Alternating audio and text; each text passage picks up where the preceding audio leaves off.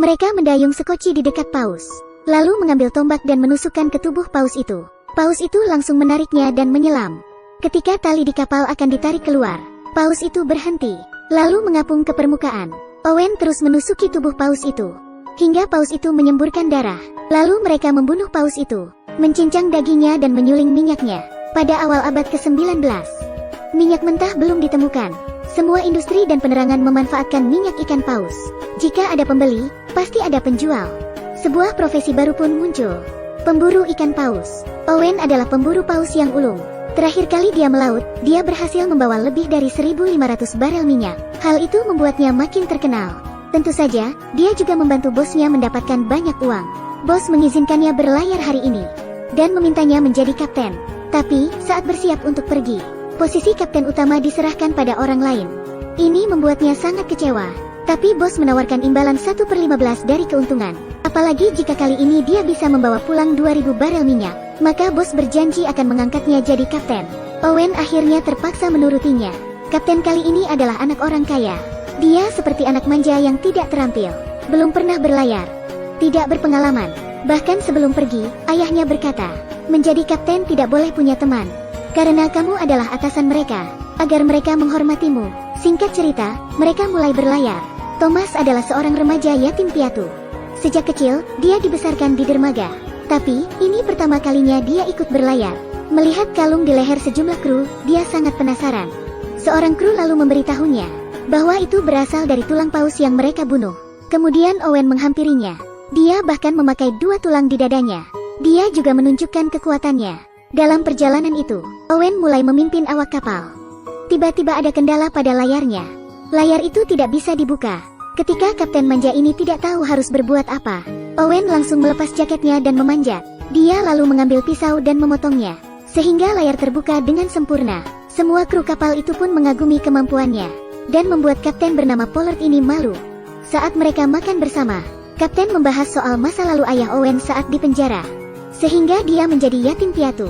Ayahnya hanya seorang petani biasa. Ia terus merendahkan Owen dan memamerkan status bangsawannya. Owen pun tersinggung dan pergi. Keesokan harinya, saat Pollard ke geladak kapal, dia melihat Owen dan kru sedang bersenda gurau bersama, membuat orang kaya yang baru pertama kali melaut ini merasa sangat tidak nyaman. Untuk memamerkan status bangsawannya, dia segera memerintahkan kru untuk mempercepat laju kapal. Owen mengingatkannya bahwa itu berbahaya. Tapi di bawah keangkuhan Kapten Pollard, kapal akhirnya dipacu dengan cepat. Para kru sangat senang melihat itu. Kapten Pollard pun puas. Tapi, mereka tiba-tiba melihat badai. Owen menyarankan agar kapal diperlambat. Tapi, Pollard yang angkuh ini tak menghiraukannya. Badainya sangat besar. Kapal mereka hampir terbalik. Pada titik ini, kapten sangat takut sehingga dia tidak bergerak. Ia segera meminta kru untuk memperlambat dan mengubah arah. Owen mengatakan bahwa jika kita melambat sekarang, kita akan mati. Harus dipercepat dan bergegas melewati badai. Akhirnya di bawah komando Owen, mereka semua berhasil melewati badai. Saatnya untuk istirahat. Setelah itu, Pollard memanggil Owen. Seperti lempar batu sembunyi tangan, dia menyalahkan Owen atas kejadian itu. Dengan alasan Owen tidak mengikuti perintahnya, dia lalu meminta Owen minta maaf pada semuanya, dan mengajak berbalik ke pelabuhan untuk memperbaiki kapal. Pada titik ini Owen dengan tegas menentang. Kembali ke pelabuhan tanpa membawa hasil akan sangat memalukan bagi kita, Pak. Yang kita butuhkan adalah kerja sama tim. Isi dulu kapal dengan minyak baru kita pulang. Mereka akhirnya melanjutkan perburuan paus. Tak berselang lama, mereka pun melihat ikan paus. Para kru segera menurunkan 3 sekoci dan membawa tombak pancing. Mereka melihat seekor paus besar di antara lumba-lumba.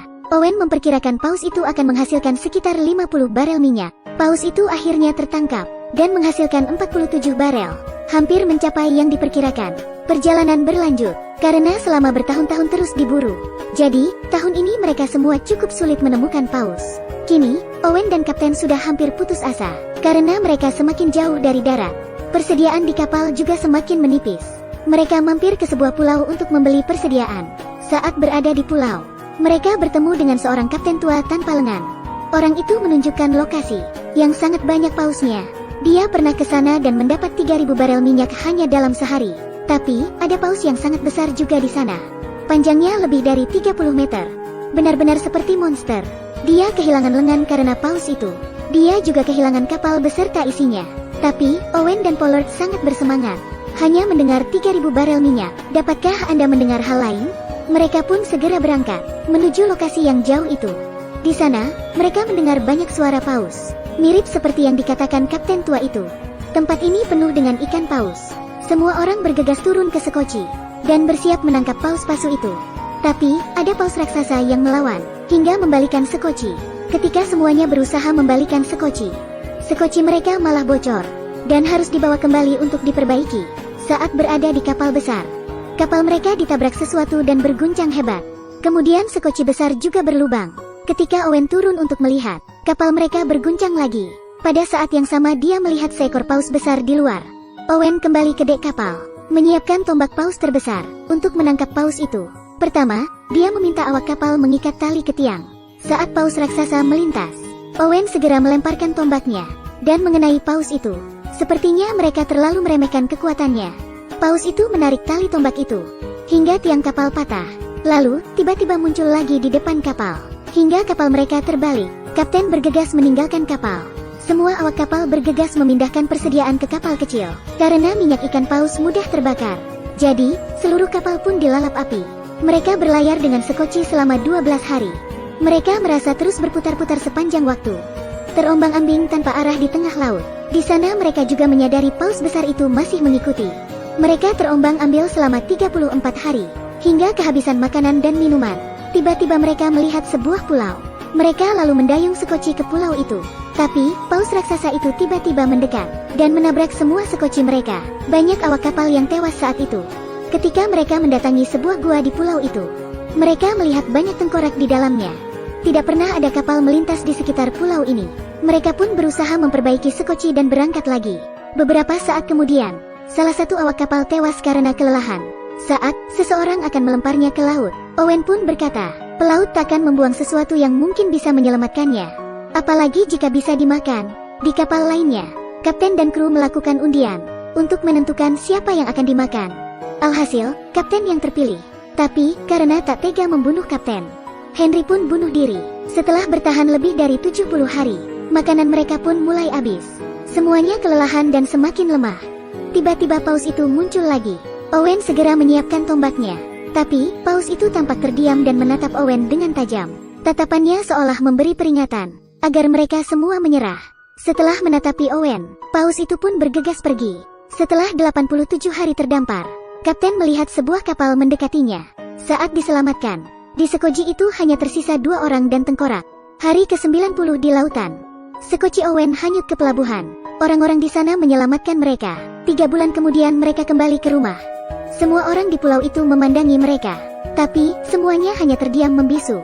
Semua orang terus bertanya-tanya dalam hati, bagaimana cara mereka bertahan agar tidak mempengaruhi industri perburuan paus. Para bangsawan melarang Owen menceritakan tentang paus raksasa itu, termasuk fakta bahwa mereka memakan teman sendiri. Namun, kapten tak sengaja menceritakannya karena trauma. Sejak saat itu, dia pun tidak diizinkan melaut lagi. Sementara Owen menjadi kapten kapal dagang dan tidak berburu paus lagi. Film ini diadaptasi dari kisah nyata. Keserakahan manusia menuntut terlalu banyak dari alam. Jika bukan karena bisnis, tidak akan banyak paus yang terbunuh. Begitulah kisah film ini. Sampai jumpa lain waktu.